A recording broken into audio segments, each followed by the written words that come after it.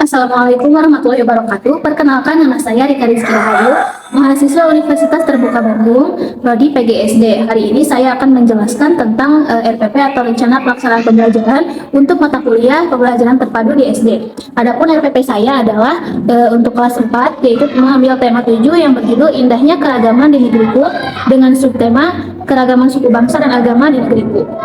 Dari jaring tematik yang saya buat, ada 3 mata pelajaran yang dipadukan, yaitu ada bahasa Indonesia, ada IPA, dan juga ada IPS. Nah, untuk bahasa Indonesia, akan membahas tentang menentukan pokok pikiran dari paragraf, kemudian menyampaikan pengetahuan baru melalui bacaan teks non-fiksi dengan bahasa sendiri. Adapun untuk IPA, yaitu mengidentifikasi macam-macam gaya, yaitu seperti gaya otot, gaya listrik, gaya magnet, gaya gravitasi, dan gaya gesek. Untuk IPS, yaitu mengenal keragaman suku bangsa di Indonesia dan budaya. Rencana pelaksanaan pelajaran ini yaitu di Satuan Pendidikannya SDN Singosari 01 untuk kelas 4 semester 2 dengan tema Indahnya Keragaman di Negeriku atau tema 7, subtema Keragaman Budaya dan Agama di Indonesia yaitu subtema 1 dengan muatan terpadu bahasa Indonesia, IPA, dan IPS. Pembelajarannya ke 1 dengan alokasi waktu 1 hari pelajaran.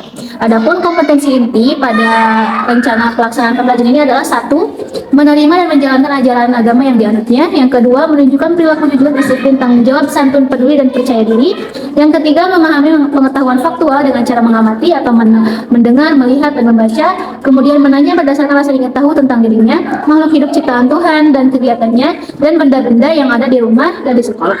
Yang keempat, yaitu menyajikan pengetahuan faktual dalam bahasa yang jelas, sistematis, dan logis, dalam karya yang estetis, dalam gerakan yang mencerminkan anak sehat, dan dalam tindakan yang mencerminkan perilaku anak beriman dan berakhlak mulia. Adapun kompetensi dasar dari RPP ini adalah untuk bahasa Indonesia, ada 2 kompetensi dasar. Yang pertama yaitu menentukan pokok pikiran pada paragraf. Yang kedua adalah menyampaikan pengetahuan baru melalui bacaan teks non-fiksi dengan bahasa sendiri. Adapun indikatornya adalah memahami cara menentukan ide pokok dalam paragraf, kemudian menuliskan informasi baru yang didapat dari hasil bacaan teks non-fiksi.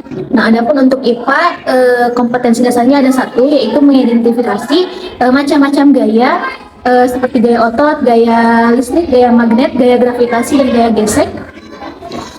Dengan indikatornya memahami dan mengenal pemanfaatan gaya dalam kehidupan sehari-hari. Adapun untuk IPS itu ada kompetensi dasarnya 1, mengidentifikasi keragaman suku bangsa di Indonesia dan budaya di provinsi setempat sebagai bentuk pengenalan identitas bangsa Indonesia. Adapun indikatornya adalah memahami faktor penyebab adanya keragaman bangsa Indonesia dari berbagai aspek.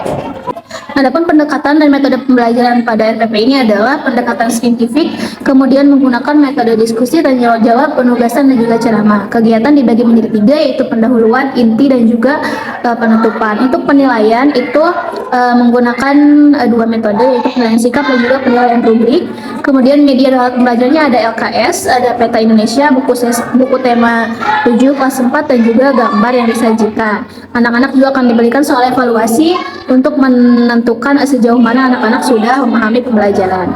Sekian yang dapat saya sampaikan. Terima kasih atas perhatiannya. Wassalamualaikum warahmatullahi wabarakatuh.